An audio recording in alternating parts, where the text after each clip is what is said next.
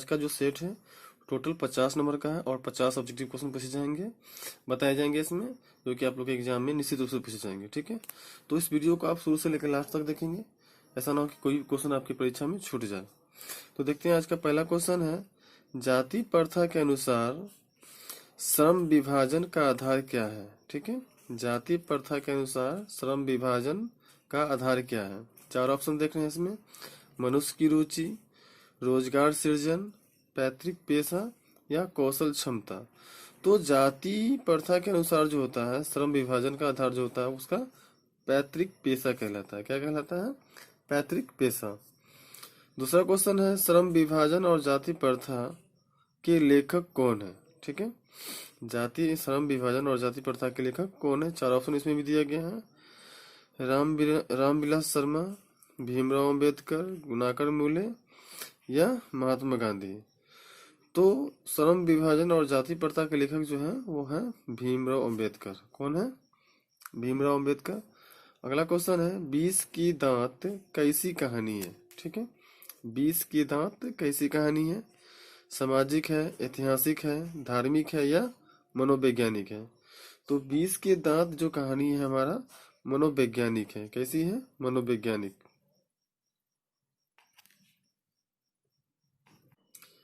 मदन ने कासू के कितने दांत तोड़ डाले।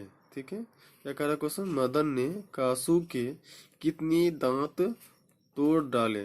3, 1, 2 या 4। तो मदन जो है कासू के 1 दांत तोड़ दिए थे। कितने दांत तोड़े थे? 1 दांत। भारत कहाँ बसता है। भारत कहाँ बसता है।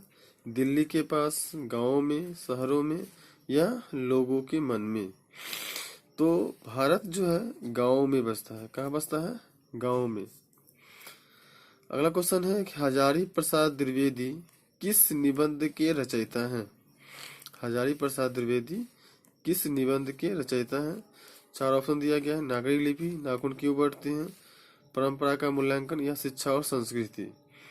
ठीक है, तो हजारी प्रसाद द्विवेदी जो है वो नाखून क्यों बढ़ते हैं निबंध के रचयिता है। किसके रचयिता है? नाखून क्यों बढ़ते हैं। अगला क्वेश्चन है, हिरोशिमा कहाँ अवस्थित है। ठीक है, हिरोशिमा कहाँ अवस्थित है। चीन में, जर्मनी में, नेपाल में या जापान में। तो हिरोशिमा जो है वो जापान में अवस्थित है। कहाँ अवस्थित है? जापान में। हिंदी भाषा की लिपि है। ठीक है, हिंदी भाषा की लिपि है। क्या लिपि है? ब्राह्मी लिपि है, रोमन लिपि है, देवनागरी लिपि है या गुरुमुखी लिपि है। तो हिंदी भाषा का जो लिपि होता है वो हमारा देवनागरी कहलाता है। क्या कहलाता है? देवनागरी।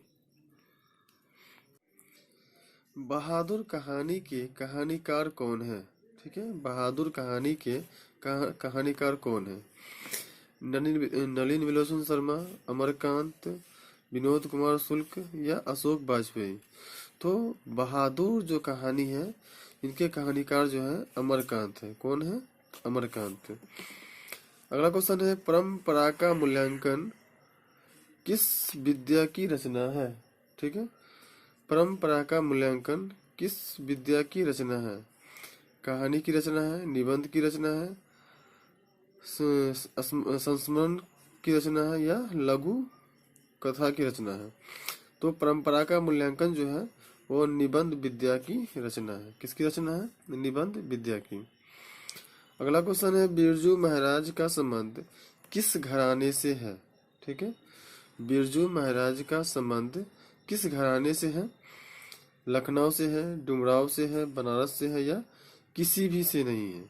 तो बिरजू महाराज का जो संबंध है वह लखनऊ घराने से है। किस घराने से है? लखनऊ घराने से। ला शत्रुज क्या है। ठीक है, ला शत्रुज क्या है। इमारत है, पर्वत है, ईसाई मठ है या मेरा शत्रु है। तो ला शत्रुज जो है ईसाई मठ को कहा जाता है। किसको कहा जाता है? ईसाई मठ को। ठीक है, झोले में कितनी मछलियां थी। झोले में कितनी मछलियां थी। 5 थी, 3 थी, 2 थी या 6 थी। तो झोले में जो मछलियां थी वो 3 थी। कितनी मछलियां थी? 3 मछलियां थी। बिस्मिल्लाह खां का जन्म कहाँ हुआ था। बिस्मिल्लाह खां का जन्म कहाँ हुआ था? काशी में हुआ था, दिल्ली में हुआ था, डुमराव में हुआ था या पटना में हुआ था? तो बिस्मिल्लाह खां का जन्म जो हुआ था वह डुमराव में हुआ था। कहाँ हुआ था? डुमराव में हुआ था।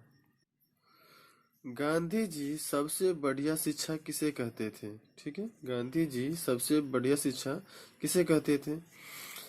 इसमें चार ऑप्शन दिया गया है। हिंसक प्रतिरोध को, प्रारंभिक शिक्षा को, या इनमें से किसी को नहीं।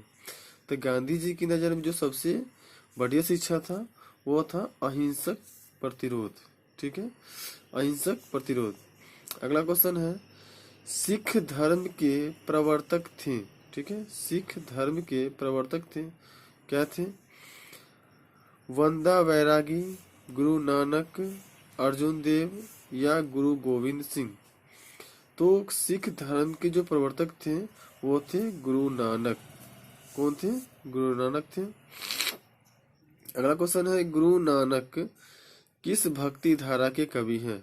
ठीक है, गुरु नानक किस भक्ति धारा के कवि हैं? सगुण धारा, निर्गुण धारा, बहुगुण धारा या इनमें से कोई नहीं? तो गुरु नानक जो है वह निर्गुण धारा के कवि थे।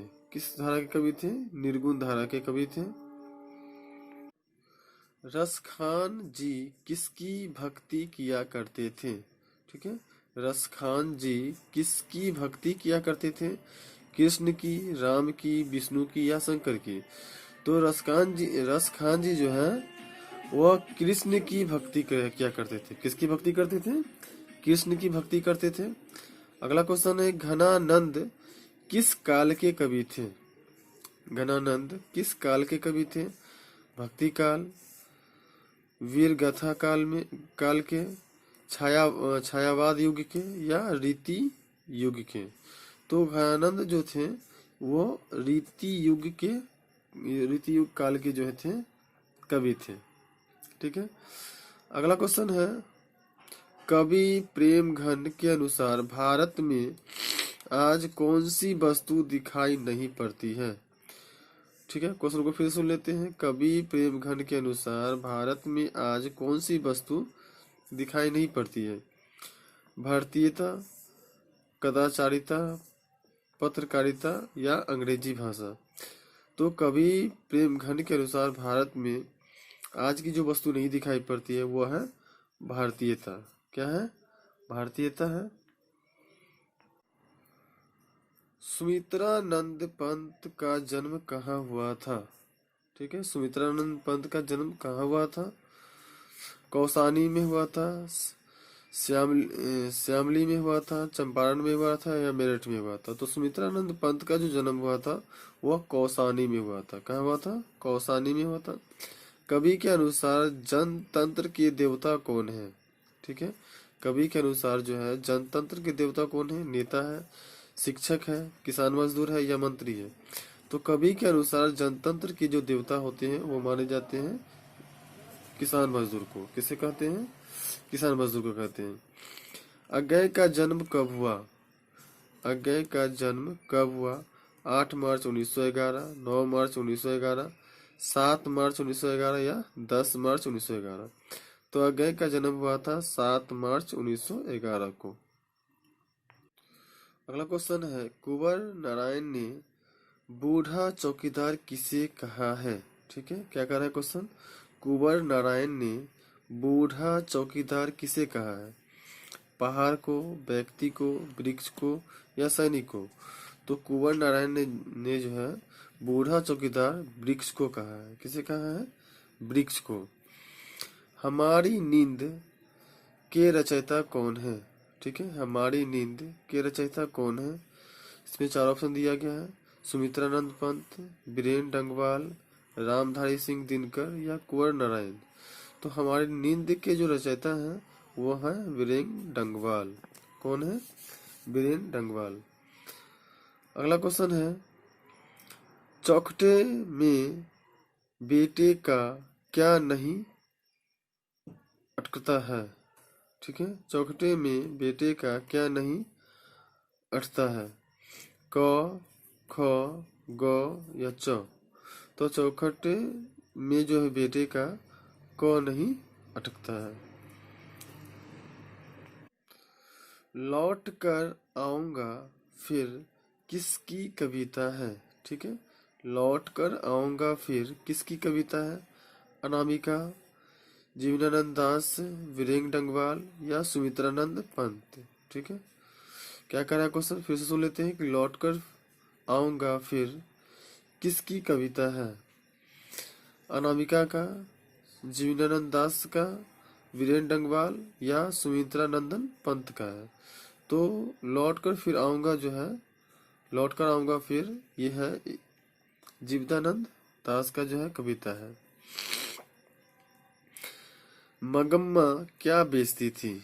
ठीक है, मगम्मा क्या बेचती थी? दूध बेचती थी, दही बेचती थी, मक्खन बेचती थी या घी बेचती थी? तो मगम्मा जो है दही बेचती थी। क्या बेचती थी? दही। घर में मगम्मा की किससे नहीं बनती थी? ठीक है, घर में मगम्मा की किससे नहीं बनती थी? बेटी से नहीं बनती थी, बहू से नहीं बनती थी, पति से नहीं बनती थी या सास से नहीं बनती थी? तो घर में जो है मगम्मा की बहू से नहीं बनती थी। किससे नहीं बनती थी? बहू से नहीं बनती थी। लक्ष्मण कौन था? अगला क्वेश्चन है, लक्ष्मण कौन था? लक्ष्मी का पति था, मगम्मा का पति था, नजम्मा का पति था या नजम्मा का पिता था? तो लक्ष्मण जो था वह लक्ष्मी का पति था। कौन था? लक्ष्मी का पति था। मंगू कैसी लड़की थी? पागल और गूंगी, बहरी और गूंगी, गूंगी और लंगड़ी या लंगड़ी और पागल? तो मंगू जो थी वह पागल और गूंगी लड़की थी। कैसी लड़की थी? पागल और गूंगी थी। अगला क्वेश्चन है, नगर कहानी के कथाकार हैं। ठीक है, नगर कहानी के कथाकार हैं, कौन है? सावरदैया, सुजाता, ईश्वर ईश्वर पिटलीकर या श्रीनिवास? तो कहानी, नगर कहानी के जो कथाकार है वो है सुजाता। क्या है? सुजाता। अगला क्वेश्चन है, बड़े डॉक्टर के अनुसार, बड़े डॉक्टर के अनुसार पापाती को क्या बीमारी थी? ठीक है, बड़े डॉक्टर के अनुसार पापाती को क्या बीमारी थी? टाइफाइड थी, मेनिनजाइटिस थी, हैजा था या निमोनिया था? तो बड़े डॉक्टर के अनुसार पापाती को जो बीमारी थी वो थी मेनिनजाइटिस। मेनिनजाइटिस था। अगला क्वेश्चन है, धरती कब तक घूमेगी कहानी किस लेखक द्वारा अनुदित है? ठीक है, धरती कब तक घूमेगी कहानी किस लेखक द्वारा अनुदित है? गोपाल दास नागर, सावरदैया, जेके जमुना या राजेंद्र प्रसाद मिश्र? तो धरती कब तक घूमेगी ये जो है सावरदैया जो है के द्वारा लिखा हुआ कहानी है कि धरती कब तक घूमेगी। सावरदैया किस भाषा के कहानीकार हैं? सावरदैया किस भाषा के कहानीकार हैं? गुजराती, उड़िया, राजस्थानी या कन्नड़? ठीक है, फिर से पढ़ लेते हैं क्वेश्चन। सावरदैया किस भाषा के कहानीकार हैं? गुजराती, उड़िया, राजस्थानी या कन्नड़? तो सावरदैया जो कहानी जो थी भाषा वो थी राजस्थानी। किस भाषा की थी? राजस्थानी भाषा के कहानीकार थे। स्वर के कितने भेद होते हैं? ठीक है, स्वर के कितने भेद होते हैं? 2 होते हैं, 8 होते हैं, 3 होते हैं या 6 होते हैं? तो स्वर के 8 भेद होते हैं। कितने भेद होते हैं? 8 भेद होते हैं।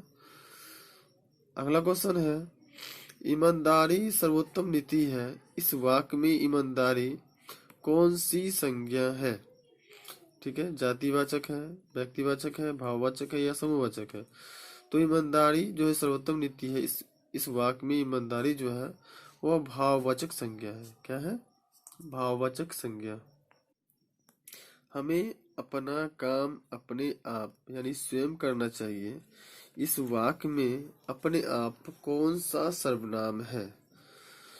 निजवाचक है, पुरुषवाचक है, प्रश्नवाचक है या संबंधवाचक है? तो हमें अपना काम अपने आप यानी स्वयं करना चाहिए। इस वाक्य में अपने आप जो है वह निजवाचक संज्ञा निजवाचक सर्वनाम होगा, सॉरी, ठीक है। क्या होगा? निजवाचक सर्वनाम होगा। अगला क्वेश्चन है, आदरणीय गुरुओं ने मुझे आशीर्वाद दिया। इस वाक्य में विशेषण पद चुने, ठीक है। आदरणीय गुरु ने मुझे आशीर्वाद दिया, इस वाक्य में विशेषण पद चुने। मुझे होगा, आशीर्वाद होगा, आदरणीय होगा या गुरु होगा। तो इसमें जो है विशेषण हो जाएगा हमारा आदरणीय, ठीक है। हमारा नेक्स्ट क्वेश्चन है, मैंने पूरी किताब पढ़ ली। इस वाक्य में ली है कैसी क्रिया है, ठीक है। मैंने पूरी किताब पढ़ ली है, इस वाक्य में ली है कैसी क्रिया है। द्विकर्मक, संयुक्त क्रिया, सहायक क्रिया या प्रधान क्रिया, ठीक है। फिर से सुन लेते हैं ऑप्शन। द्विकर्मक क्रिया, संयुक्त क्रिया, सहायक क्रिया या प्रधान क्रिया। तो इसका जो आंसर हो जाएगा हमारा सहायक क्रिया होगा। क्या होगा? सहायक क्रिया। मोहन सो गया, इस वाक्य में मोहन सो गया, इस वाक्य का भूतकाल कौन सा वाक्य होगा? मोहन सोएगा, मोहन सो रहा है, मोहन सो चुका है या इनमें से कोई नहीं।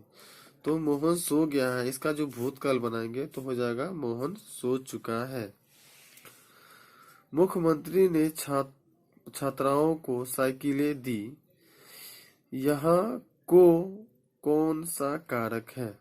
ठीक है, फिर से सुन लेते क्वेश्चन। मुख्यमंत्री ने छात्राओं को साइकिलें दी। यहाँ को कौन सा कारक है? संप्रदान कारक है, कर्म है, संबंध है या अपादान है? तो यहाँ पर जो कारक होगा वो संप्रदान कारक होगा। क्या हो जाएगा? संप्रदान। गीता खेल रही है, कौन सा वाक्य है? सरल वाक्य है, संयुक्त वाक्य है, मिश्र वाक्य है या इनमें से कोई नहीं है। तो गीता जो खेल रही है यह वाक्य हमारा सरल वाक्य कहलाएगा। क्या कहलाएगा? सरल वाक्य। सरल वाक्य कहलाएगा। हिमालय का संधि विच्छेद है, क्या है? हिमा जोर आलय, हिम जोर आलय, हेमा जोर आलय या हेम जोर आलय। तो हिमालय का संधि विच्छेद जो सही होगा वो होगा हमारा हिम जोर आलय। क्या होगा? हिम जोर आलय। अगला क्वेश्चन है, जन्माष्टमी का संधि विच्छेद क्या होगा? जन्माष्टमी का संधि विच्छेद क्या होगा? जन्मा जोर अष्टमी, जन्म जोर अष्टमी, जन्मा जोर अष्टमी या जन्म जोर अष्टमी। तो इस चारों में कौन सा आंसर सही होगा? ऑप्शन नंबर बी सही होगा, यानी जन्म जोर अष्टमी जन्माष्टमी का जो है संधि विच्छेद होगा। अगला क्वेश्चन है, बुढ़ापा में कौन सा उपसर्ग लगा हुआ है? बुढ़ापा में कौन सा उपसर्ग लगा हुआ है? पा, अपा, आपा या अप। तो बुढ़ापा, बुढ़ापा में जो है ये पा जो है उपसर्ग लगा हुआ है। कौन सा उपसर्ग लगा हुआ है? पा। अगला क्वेश्चन है कि दिखावट में कौन सा प्रत्यय है? दिखावट में कौन सा प्रत्यय है? वट है, ट है, आवट है या दी है।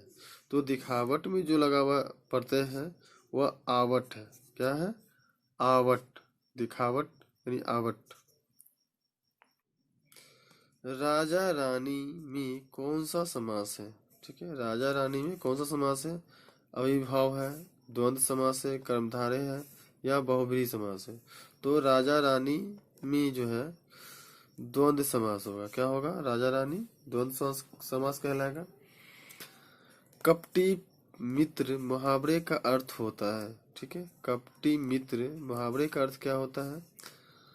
अगले जमाने का आदमी, गुदरी का लाल, आस्तीन का सांप या गांठ का पूरा। तो कपटी जो मित्र होता है वो आस्तीन का सांप कहलाता है। क्या कहलाता है? आस्तीन का सांप कहलाता है।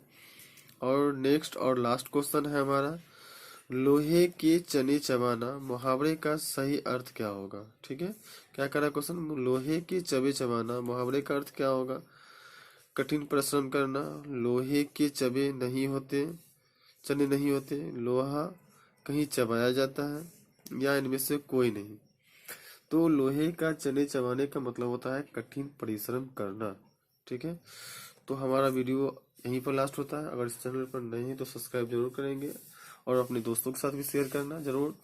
यह वीडियो कैसा लगा हमें लाइक और कमेंट करके निश्चित बताना, और नए हो तो सब्सक्राइब जरूर करना। थैंक यू मेरी वीडियो देखने के लिए। फिर मिलते हैं नेक्स्ट वीडियो के साथ, तब तक थैंक यू।